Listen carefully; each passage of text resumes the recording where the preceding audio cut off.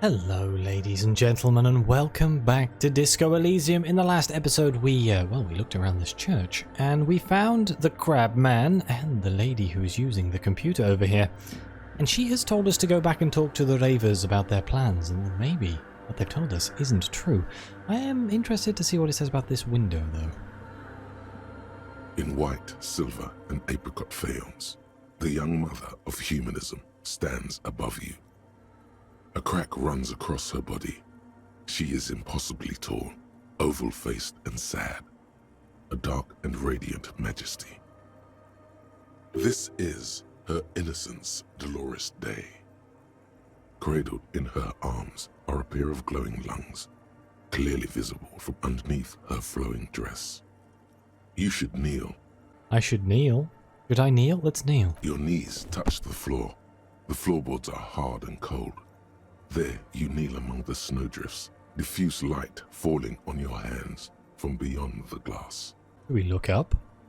The woman looks down at you kneeling. She towers among her followers, architects, laymen, courtiers. There is a sad smile on her lips and a glint in her green-blue eye of what? Compassion?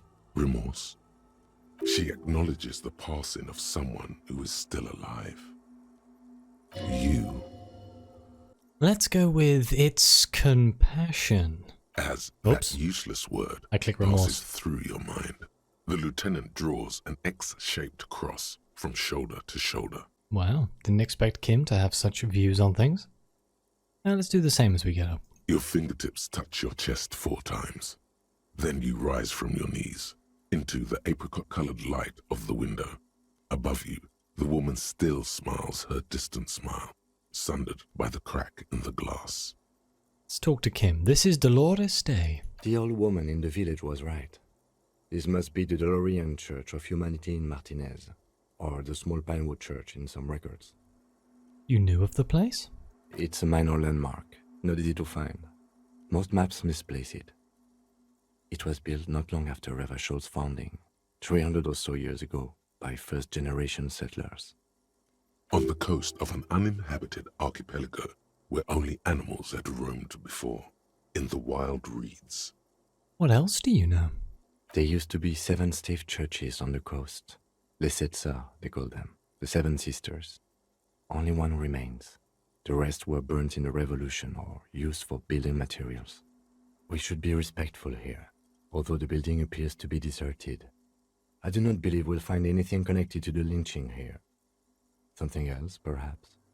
He looks at the machinery lying around. Respectful? Is the lieutenant a follower of Dolorianism? There it is again. A small pang of guilt. It's time to ask him what happened here. Do you know why it was abandoned? I have a theory, yes. There was a police raid a while back. I heard the place was shot to pieces. The old woman in the village was being tactful with us when she didn't mention it. She has more respect for the RCM than many around here.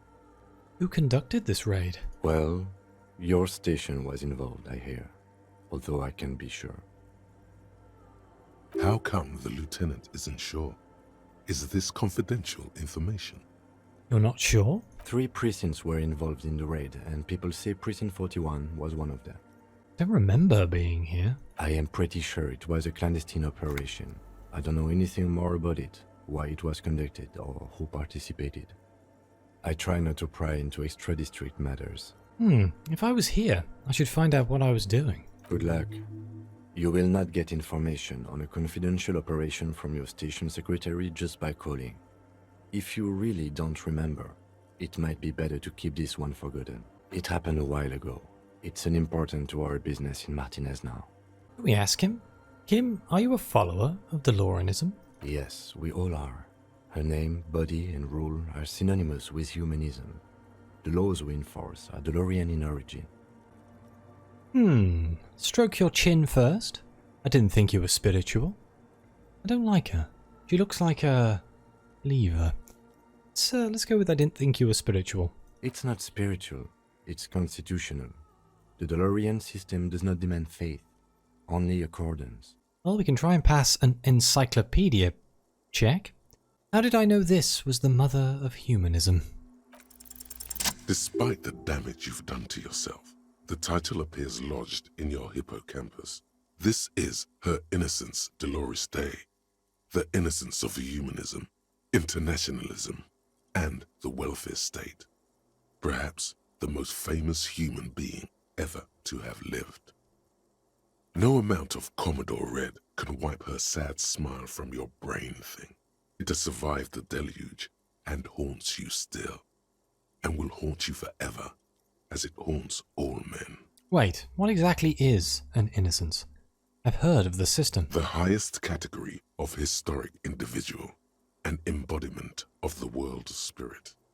A ruler? More, an innocence is elected to office by the founding party, a precedent that has taken place a mere 6 times in the entirety of history. The legal system of the Real Belt is built to accommodate innocent rule should it coincide with our time. An innocence is infallible. The decisions made by one are not decisions. They are inevitabilities. What would have happened anyway? Only accelerated, packed into decades instead of centuries.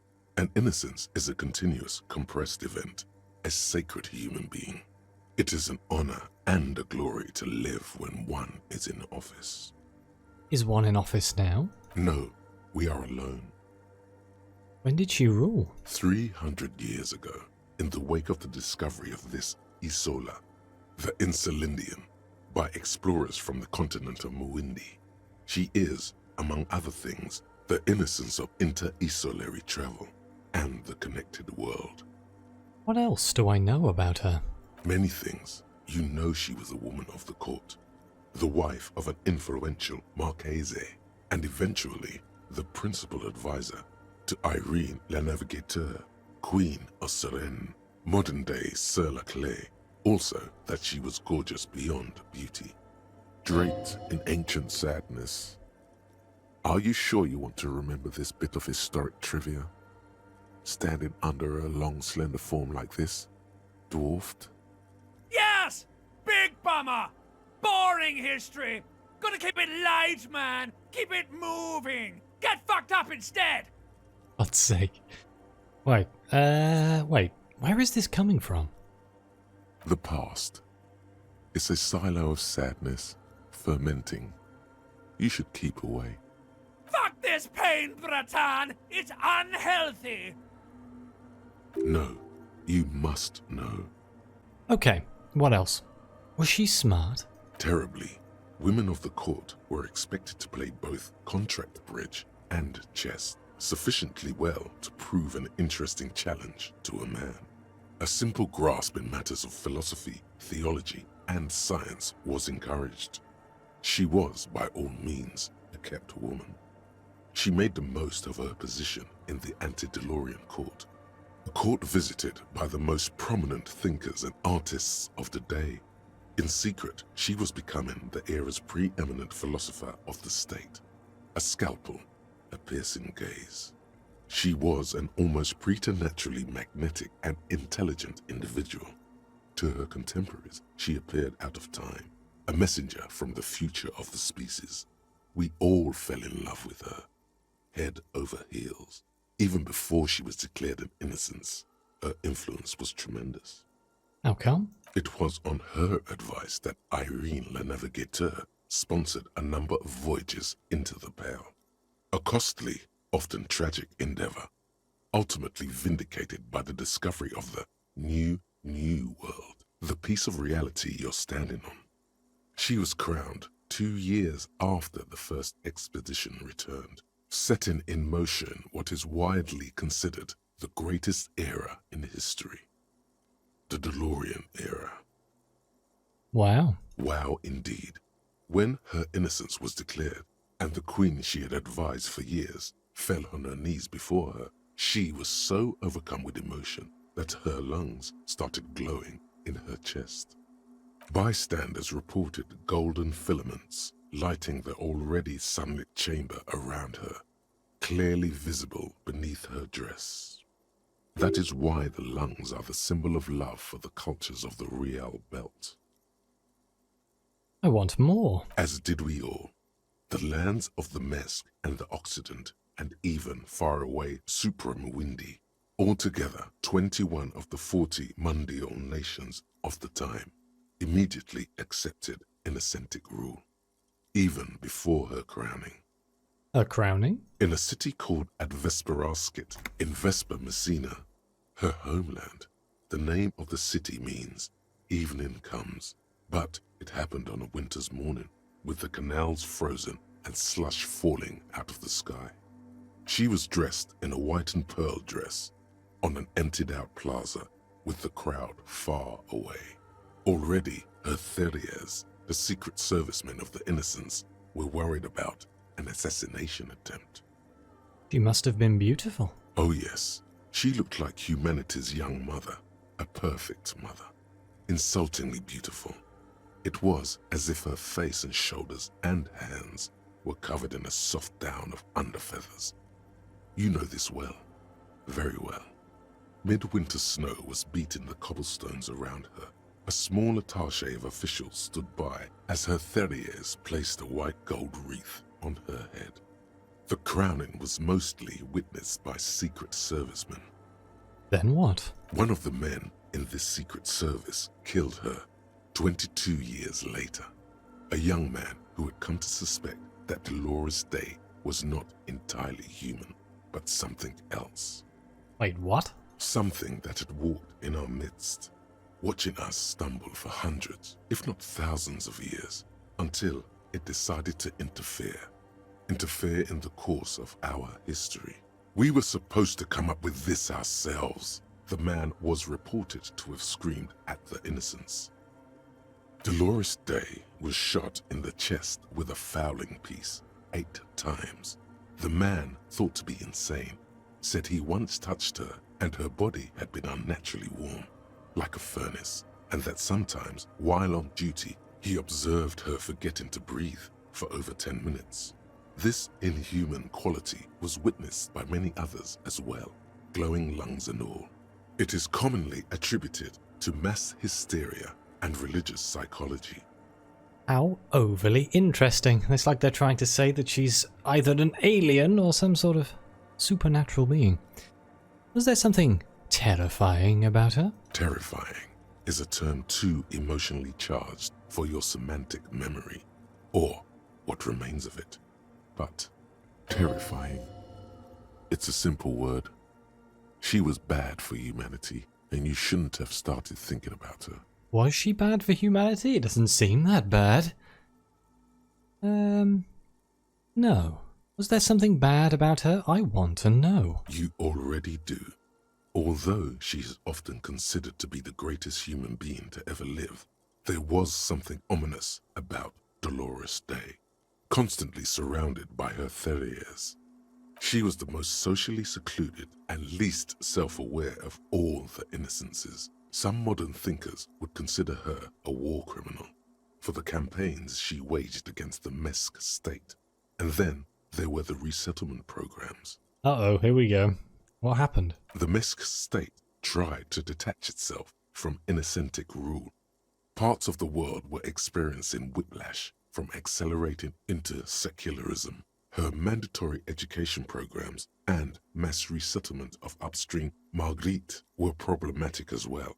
Dissenters were suppressed by a military force she called the Army of Humanity, suggesting those who fight against it are not part of humanity. She adored chess, yes, but also military war games. Dolores Day often holds a tiny tin soldier between her index finger and thumb in icons such as this. She was also blonde, the blondest woman you have ever seen, with green eyes the color of the Pacentic, mare interregnum.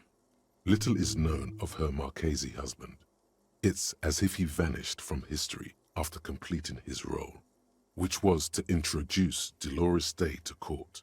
In conclusion, yes, there is something lonely, paranoid, and even terrifying that people seldom mention, but feel when they think of her.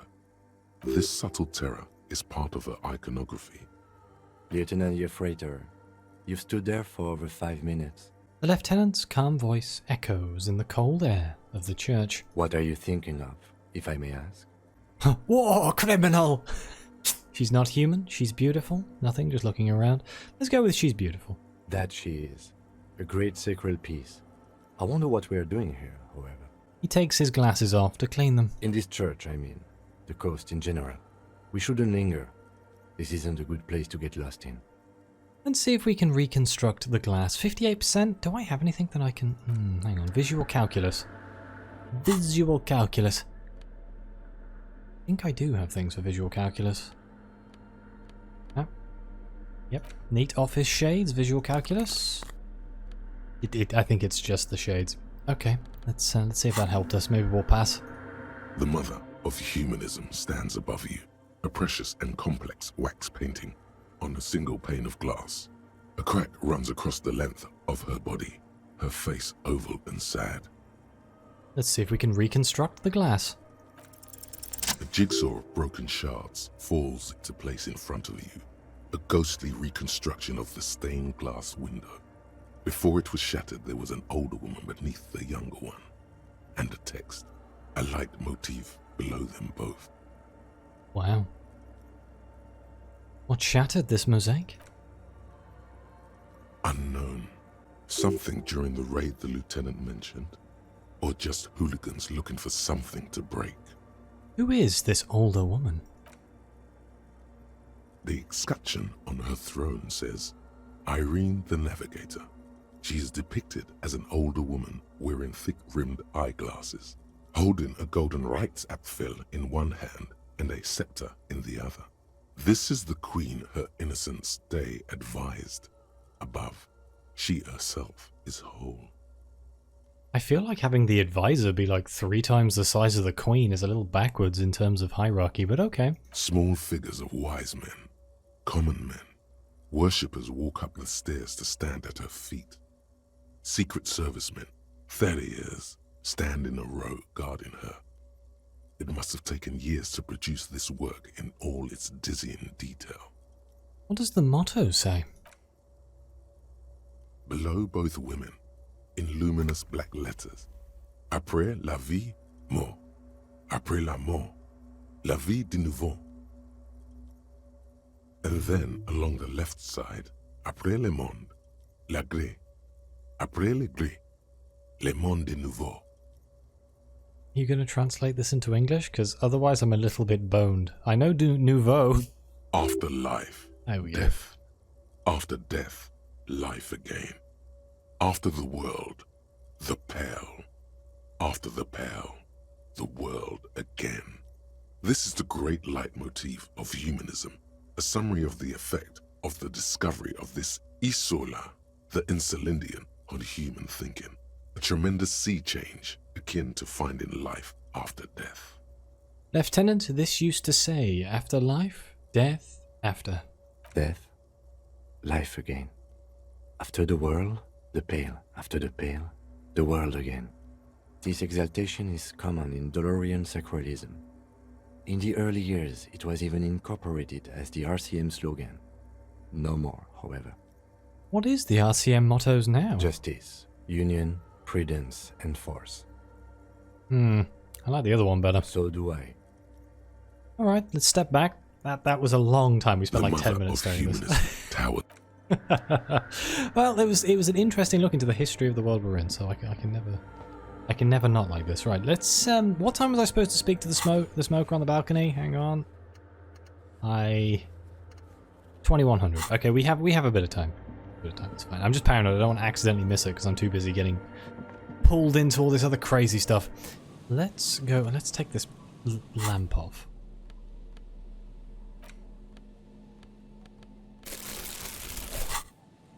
That was the wrong one. Hang on. There we go. Alright, let's go tell the boys over here what the lady thought about their plans to turn it into a nightclub. Can I talk to this girl first? Hello again. It's a solid no. Okay, it has to be these guys. Hi again. So, how are things going? He looks excited. The tips of his hair are sharp and white. The bleach has consumed almost all of the toothbrush on the mirror in front of him. Okay, that's about the church. I checked it out. And? What happened? Well, you see, I talked to the crab man. Oh man! Who is he? What did you think? Seemed okay, to be honest, very spiritual. He gave me this odd lecture on alcoholism before rambling on and on about mother's love. You were right, he's a true narco-maniac. And the way he climbs, it was terrifying. Let's go with seemed okay, to be honest, very spiritual. Really? Huh. Interesting. What's he doing in the church? Just preaching and praying from the looks of it. He clearly enjoys the physical activity. Guy climbs like a freak. There's something sinister going on under the building's roof. I think he's getting high or something. Let's go with just preaching and praying. No matter. Is he going to be a problem? Yeah, Noid is right. Let's get back to the point. What are we going to do about him? Leave him be? These guys will never catch him. You will never catch him. There's nothing to do. Of course he's a problem. He's a crab man. He keeps himself physically active, thinks spiritual thoughts, and doesn't drink. Who am I to evict such a person? As far as I can tell, he's not going to leave. He'll climb around up there, guys, and you'll never catch him. Actually, he told me he wouldn't mind the nightclub at all. I don't know, man. Doesn't it feel like a major hindrance to you? A spooky guy climbing around when all the guests are trying to have nice, friendly hyper time? Nice, friendly hyper time. You're just going to have to live with the crab man. Don't worry, I don't think he really gives a damn about you or anyone else. I guess it's not a massive problem, now that I think of it. Everyone is welcome to dance till the morning light. Yeah! Maybe. I guess we'll figure something out. Okay, but what about the other spooker? The one in Grandma's clothes? Did you see her? I was using the mainframe when Suna, the former lead programmer of Fortress Accident, appeared. A programmer? That's odd. What was she like? Did you ask her about the nightclub? She said, you guys haven't been completely honest with me about your plans. Come on, man. Who will you trust? The spooky programmer or us? We just want to make the world a better place. The spooky programmer, honestly. Feel the love! Get down and feel it! The stuffy tent muffles the last two words. The command fails to impress. A half-hearted sell of something which does not seem worth buying. The love? No. I'm really not feeling it at all. You'll get there, believe me. When we've got our gear set up, things will be flowing and pumping. Anyway, now that it's settled, how did she seem? I mean, disposition-wise, about the dance club idea. Ja oder nein? Rocking it or dropping it? She did not like the anhedonic dance club idea. What a pity! That's my favourite thing in the world! And she doesn't like it at all! A shame. What can we do now? Do you see a way out of this jam? And into a laser-lit future of dance and unity? Unity! Dance! She made it very clear that she won't leave until her own project is finished. And you can't just evict her? No, I won't evict her. We have to come up with a different solution. I could go for another try, bring down the hammer of the law. Let's say I won't evict her. We have to come up with a different solution. Look at you, honour man! No, Noid. He's right. Maybe we've approached it the wrong way after all. I'm sure there's a workaround. We can make a deal not to bother her. If that's okay with her, we only want to get in the church and spread the joy and ecstasy of music. The lines in the dark exist! Coexist! At least Crabman seems like an advanced being. He's hard. He'll understand. Yeah, he can do his climbing thing in the tower. And the programmer, does she like anodic dance music? He absolutely does not.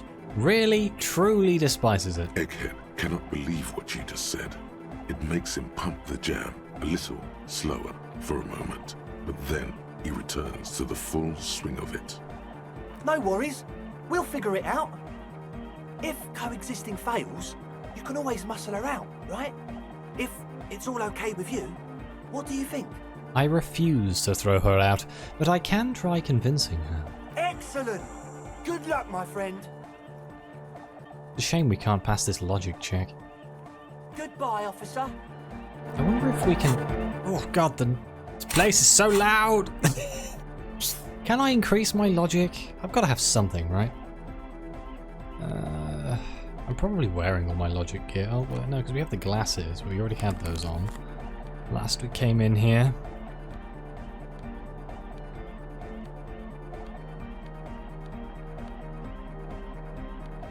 Most of the stuff I have lowers my logic, not increases it.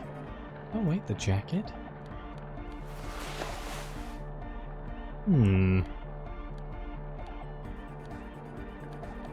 Let's try it. Nothing to lose. Oh god, it's so loud. So, how things going? 42%, right. Cross your fingers. Well, Damn it. first of all, you're a smart cop, and a smart cop like you would understand if something wasn't quite right. So this should be easy. Rub your chin. What's the gist of it? The gist of it is, they want to turn the church into a club, but a suspicious element has overtaken the building. It's very important to understand what the gist of things is. Always consult the gist before making up your mind. This is going well. Plus, and it has to be considered, you can't invent the future of dance music in this smelly old tent. Imagine if you had the church. That settles it. Analysis complete. Their story checks out. That was the worst logical jump I've ever seen in my life. All in all, you really can't tell what that mean programmer grandma was talking about. That's it for now. Goodbye, officer. Wait. I'm gonna put a point into logic, I think. Because I want to see if we can actually get this. Do I want to put a point into logic? I really should put a point into like other stuff, like empathy.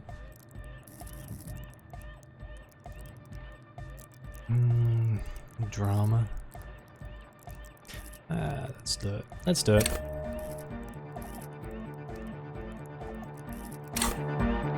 Hi again. So, how things going? 58%. All right, hang on. Let's. Can we pass this time? Nothing jumps out to you. God damn it! Nothing out of the ordinary. But Suna said they haven't been honest with me. Haven't they? Or maybe it's that mean programmer herself who's been lying to you. Ow. How about you get out and breathe? The air in the tent is too thick for you to think clearly. Goodbye, officer. Needless to say, that didn't quite go to plan. But after that, I think this is a perfect place for me to end this episode, so thank you all very much for being here. Please like, subscribe, let me know what you think. Thank you again to all the members of the channel, it really helps me out. And, as always, I'll see you next time.